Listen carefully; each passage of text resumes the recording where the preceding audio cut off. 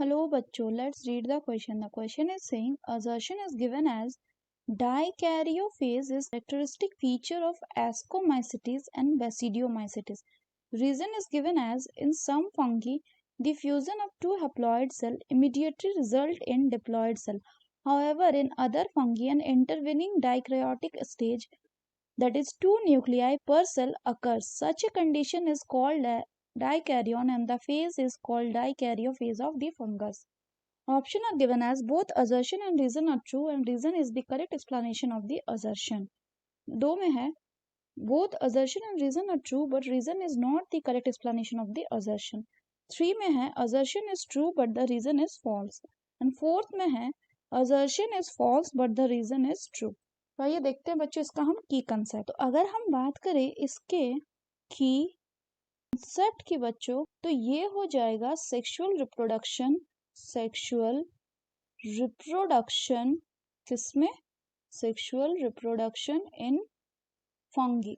तो अगर हम फंगी में सेक्सुअल रिप्रोडक्शन की बात करें तो जनरली इसमें 3 फेजेस होते हैं. पहला जो होता है बच्चों उसको कहा जाता है प्लाज्मोगैमी.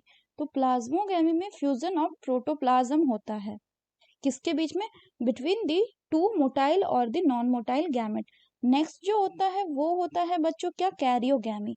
नाम ही से पता चल रहा है कैरियोगैमी, यानी यहाँ पे क्या होगा? यहाँ पे fusion of the two nuclei होगा. इसके बाद क्या होगा बच्चों? थर्ड में होगा आपका जाइगोट का फॉर्मेशन. तो जो जाइगोट बन गया, अब इस जाइगोट में होगा मियोसिस. क्या हुआ? मियोसिस. और मियोसिस से क्या बनेगा? इससे बनेगा आपका स्पोर्स. और ये स्पोर्स कैसे होंगे? ये स्पोर्स होंगे हैप्लॉइड यानी एन. फर्दर अगर हम बात करें तो जब फंगस जो होता है वो सेक्सुअली रिप्रोड्यूस करता है तो दो हैप्लॉइड हाइपी जो कि कंपेटेबल मेटिंग टाइप के होते हैं वो एक साथ आकर फ्यूज करते हैं. हालांकि in case of some fungi, कुछ फंगीज में, जैसे कि अगर हम बात करें in case of ascomycetes and basidiomycetes क्या देखने को मिलता है हमें? इनमें हमें देखने को मिलता है द एग्जिस्टेंस ऑफ डाइकैरियोफेज. तो अगर हम बात करें तो इनमें क्या होता है कि दो जो हैप्लॉइड सेल होते हैं they immediately result in diploid cell. यानी दो हैप्लॉइड सेल हुए, ये इमीडिएटली क्या बना देंगे? एक डिप्लॉइड सेल बना देंगे. किसमें? कुछ फंगीज में. लेकिन बेसिडियोमाइसिटीज और एस्कोमाइसिटीज में, मतलब इनमें ये जो होगा वो क्या होगा? वो होगा कि एक इंटरवेनिंग डाइकैरियोटिक स्टेज भी प्रेजेंट रहेगा. तो इनमें हमें क्या देखने को मिलता है?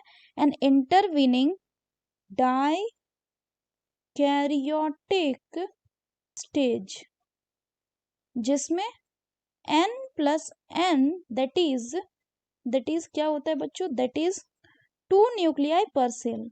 2 न्यूक्लियाई हो जाता है हर एक सेल में, पर सेल अकर.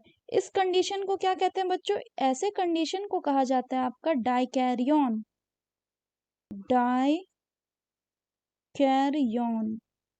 इस कंडीशन को बात करें और इस फेज को कहते हैं क्या? डाइकैरियो फेज. लेटर जो पेरेंटल न्यूक्लियाई होगा वो फ्यूज करेगा और जो सेल होगा वो क्या हो जाएगा? It become diploid. तो अगर हम बात करें क्वेश्चन की तो इसमें बोल रहा है dikaryophase is a characteristic feature of ascomycetes and basidiomycetes. बिल्कुल सही है.